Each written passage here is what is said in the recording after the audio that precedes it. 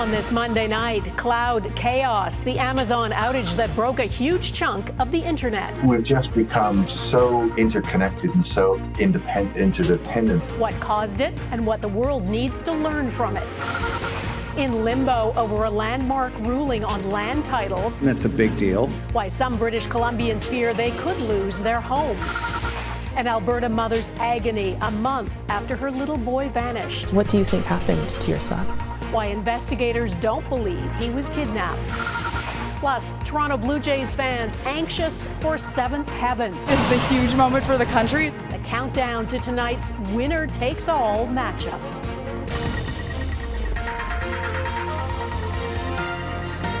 Global National with Donna Friesen. Good evening and thanks for joining us. We begin with another reminder of the fragility of the global technology which we all depend on. Amazon Web Services, the cloud service provider that supports companies, governments and websites all over the world, suffered a serious outage today. Thousands of the most popular apps and programs used by millions of people no longer worked. From social media platforms such as Reddit and Snapchat to ride-sharing services like Uber. Even McDonald's and several major video games were caught in the meltdown. Most were up and running again in a few hours, but it reveals the risk of relying on a few major technology providers. Heather Yourex-West has our top story on how it all went wrong. Snapchat wasn't snapping, Fortnite was frozen, and Amazon's Alexa was of no assistance. Just a few of the online services knocked out temporarily thanks to a problem in the cloud. AWS has been a massive cloud infrastructure provider basically since day one. AWS, Amazon Web Services, is a division of the retail and delivery giant Amazon. It's one of several big names other companies pay for access to the processing power and storage space in its massive data centers. In the early morning hours Monday, something went wrong. Amazon is simply calling this an operational issue related to the domain name system. So whether this was human caused or not, they're not saying. When a fundamental server, a domain name service goes down like that, there's just all sorts of dependencies, and basically websites don't know where to point themselves to anymore. A domain name system, or DNS, is the tool that translates a web address like Amazon.com into an IP address, leading to the site's information and data in storage. Without that translator, the web address doesn't know where to go.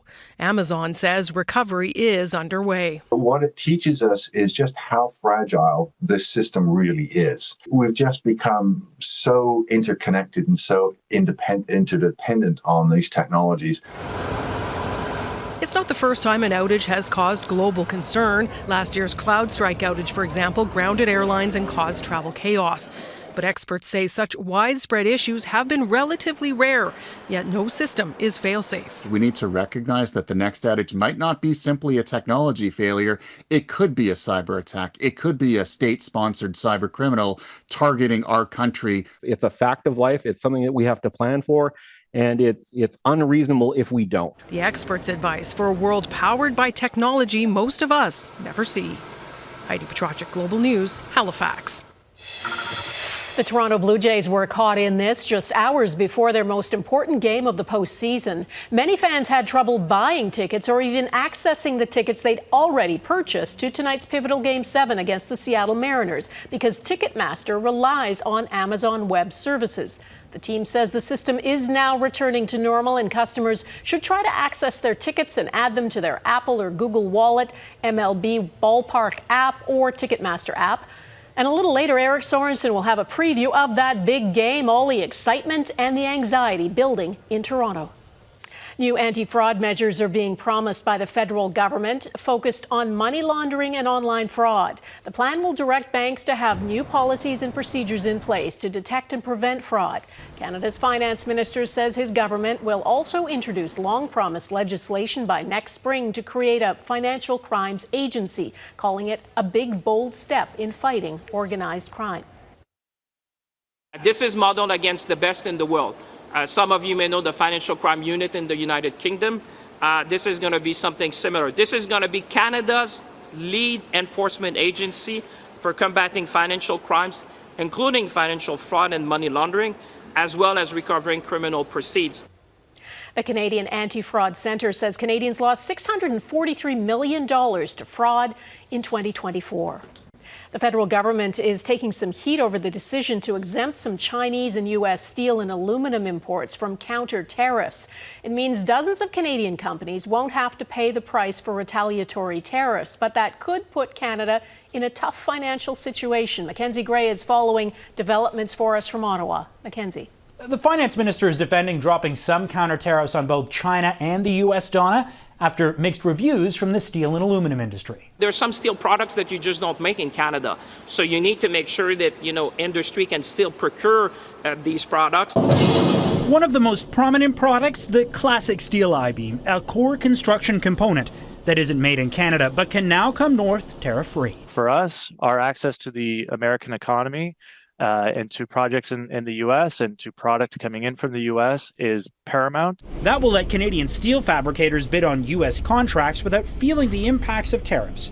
But the Canadian Steel Producers Association says 80% of what the Canadian economy needs can be produced domestically. They're upset the new exemptions are over 100 pages long and include specific carve-outs for certain companies.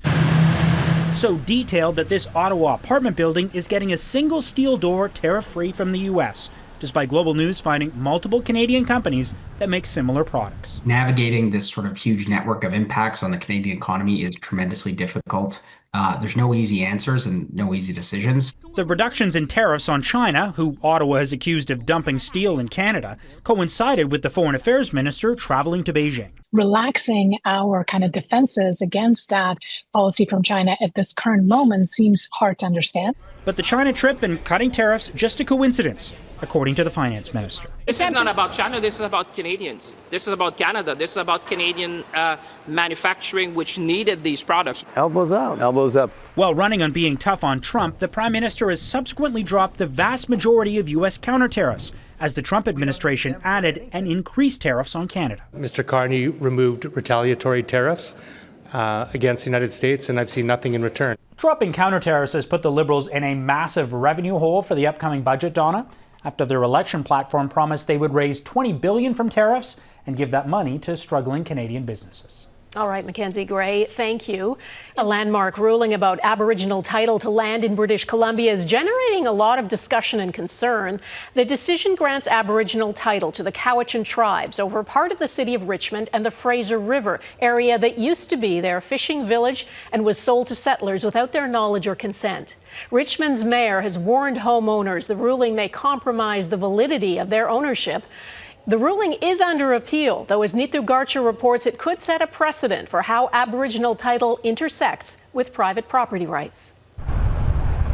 It really was a landmark case. It's a decision with potential national legal implications. In August, the BC Supreme Court ruled the Cowichan tribes hold Aboriginal title to part of the Fraser River and land in developed areas of Richmond, BC. The court specifically suspended the effect of that declaration to give the parties time to negotiate. The decision says the territory was historically used as a fishing village, then sold by the provincial government without their consent. It's the first time that Aboriginal title is being established by court in anywhere in an urban area of the country. The judgment also includes lands now used by the Vancouver Fraser Port Authority. Over the weekend, Richmond's mayor sent a letter to roughly 150 property owners saying in part, the court has declared Aboriginal title to your property, which may compromise the status and validity of your ownership. This was mandated without any prior notice to the landowners. We don't want to be moving anywhere.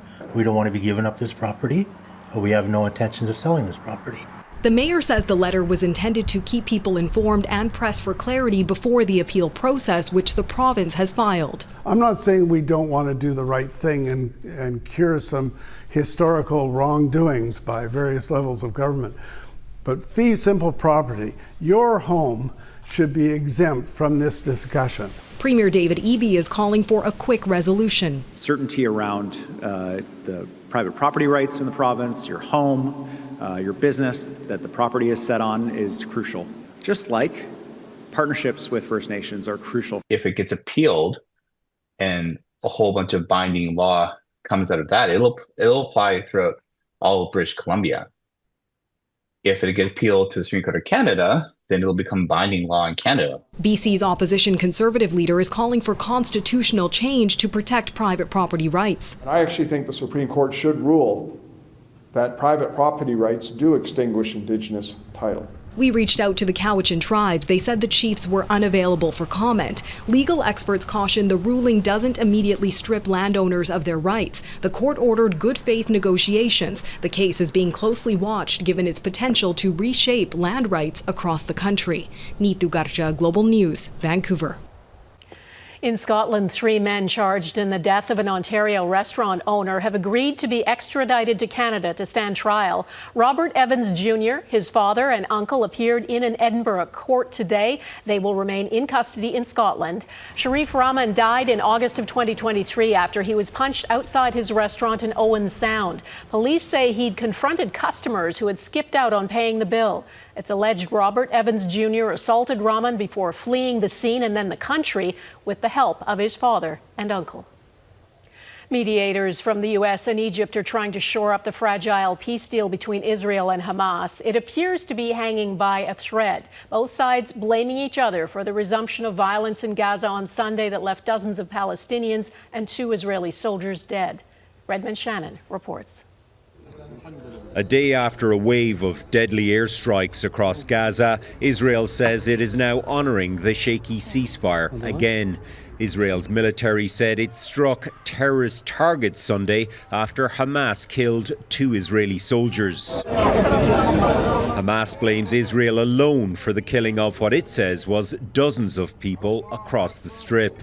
US President Donald Trump believes the ceasefire is still alive and appeared to give Hamas the benefit of the doubt when it comes to the soldiers' deaths. I don't believe it was the leadership, but they had some rebellion in there among themselves.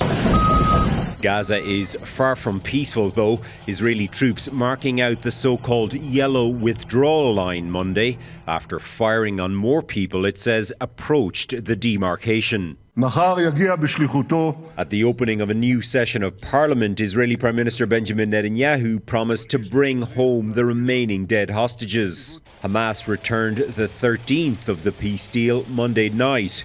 The group says it is struggling to find where all the other 15 are buried. We know Hamas can return them, and we know that Hamas is aware of where they are located. US mediators Steve Witkoff and Jared Kushner are back in Israel and met with Netanyahu about the next phase of the peace plan. Trump's son-in-law told 60 Minutes on CBS about his message for the Israeli leader. If you want to integrate Israel with the broader Middle East, you have to find a way to help the Palestinian people thrive and do better. How are you doing with that message? We're just getting started. US Vice President J.D. Vance arrives in Israel Tuesday and will also meet with Netanyahu as talks continue in Cairo between Egyptian mediators and Hamas. Donna? All right, Redmond Shannon in London, thanks. An Alberta mother desperate for answers. Coming up, what she believes happened to her 6-year-old son who disappeared a month ago.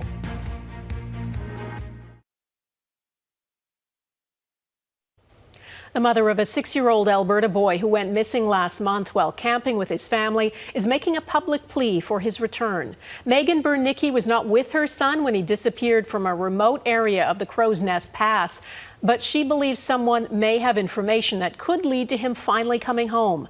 Heather Yourex-West on what the boy's mother revealed in an exclusive interview. It's a painful absence that's ever present, especially here. He loves being outside. Like, this is his favorite part. Oh, yeah? But Megan Bernicki's son, Darius, isn't around to play on these swings. For almost a month, she has had only photos of her baby and precious moments caught on video. Into my nose.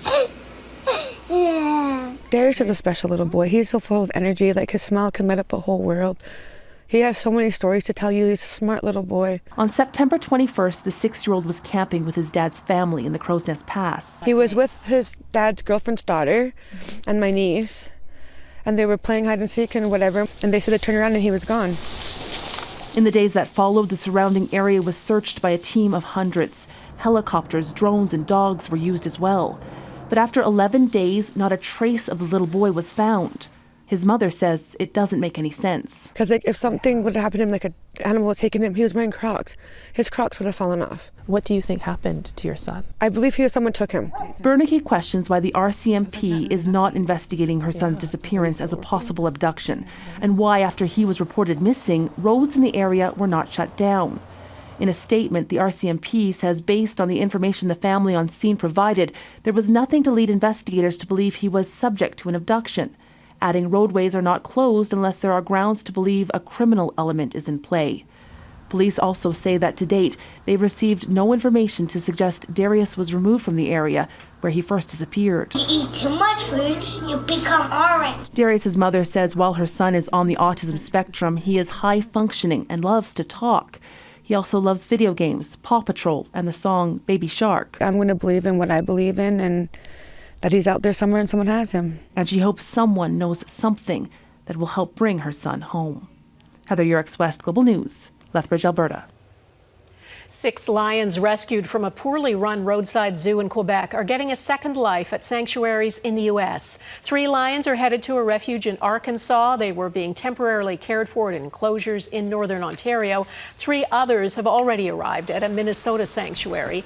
In 2019, more than 100 wild and exotic animals were seized from a Quebec zoo in the largest zoo animal seizure in Canadian history. Humane World for Animals Canada, which helped facilitate the rescue, says the animals were found confined, malnourished, and showing signs of stress. The organization is calling on the federal government to reform wildlife laws to include a ban on the captivity of big cats, elephants, and great apes. Ahead, the hunt for the thieves who pulled off that daring heist at the Louvre and the odds of recovering the priceless jewels.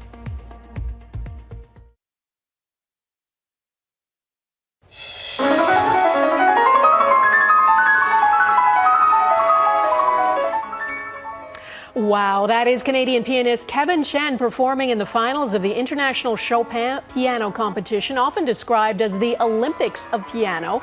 It is held every 5 years in Warsaw, Poland, and Chen is one of 5 Canadians who competed this year. He is the only one who made it to the finals. The winner will be announced tonight. In Paris, investigators are trying to track down 4 thieves who pulled off that stunning heist at the Louvre on Sunday. They did it in broad daylight while the museum was open, using a mechanical lift to gain access to the gallery holding France's priceless crown jewels. Police say they were inside for just 4 minutes and escaped on scooters. They stole 8 pieces, each believed to be worth millions of dollars. It's feared they may break the jewels apart and try to sell them on the black market.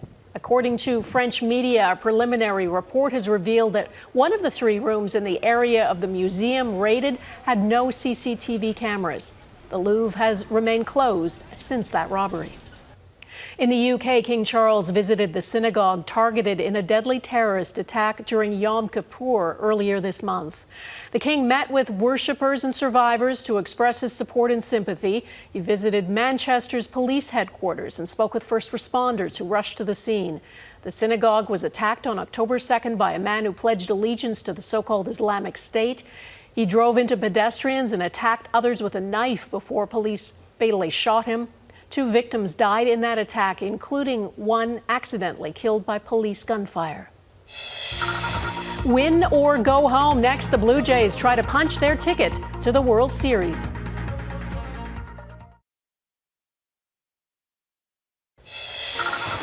A record 2.6 million lamps illuminated a town in northern India for Diwali, the festival of lights. Thousands of volunteers lit oil lamps along a riverbank for the celebration last night. Communities across Canada are also marking the occasion, which symbolizes the triumph of light over darkness. It is one of Toronto's most anticipated baseball games in a generation. The Blue Jays are hosting the Seattle Mariners for Game 7 of the American League Championship Series tonight after winning Game 6 last night. If the Jays win this, they are in the World Series and would play against the star-studded Los Angeles Dodgers. Eric Sorensen looks at what's at stake in this do-or-die game. With fans' blood pressure going through the roof, pitcher Trey Yesavage brought heart rates down. Addison Barger's home run made breathing a little easier. But what settled nerves the most was defense. Seattle's was shaky with one error, a second moments later, and a third, an errant throw that allowed Vladimir Guerrero Jr. to scramble home to cap the Jays' scoring. On the other side, facing elimination, Toronto's defense was rock solid, producing a double play with the bases loaded, another with the bases loaded the next inning. That's never happened before. Just to get out of 2 bases loaded jams, and that is huge. Yesavage, the 22-year-old phenom, can hardly believe the atmosphere in Toronto. This was the most electric, energized crowd I've ever played in front of before. And now an even bigger game. Of all the best-of-7 playoff series the Blue Jays have played, the only wins came in 1992 and 93, in the Championship Series and the World Series both years. But the only time they've ever gone to 7 games was 40 years ago in their first playoff series against Kansas City. Until tonight, only the second time for a Game 7 in Blue Jays history. The Jays lost that heartbreaking series in 1985. Now the chance to win their first Game 7. This is one of the biggest games in the history of Toronto.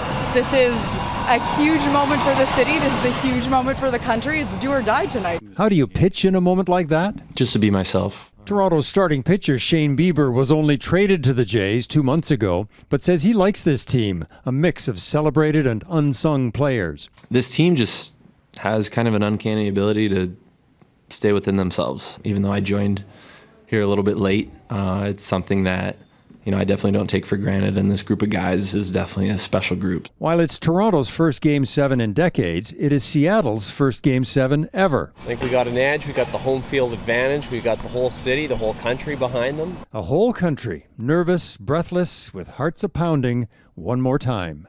Eric Sorensen, Global News, Toronto. And that is Global National for this Monday. I'm Donna Friesen. Tonight's Air Canada showcases Crowhead, Newfoundland and Labrador, Grand Beach Provincial Park in Manitoba, and a Blue Jays-themed Halloween display in Calgary. Keep them coming. Please send your pictures of Canadian pride to globalnational@globalnews.ca. And thanks for watching. Hope to see you here again tomorrow. Bye-bye.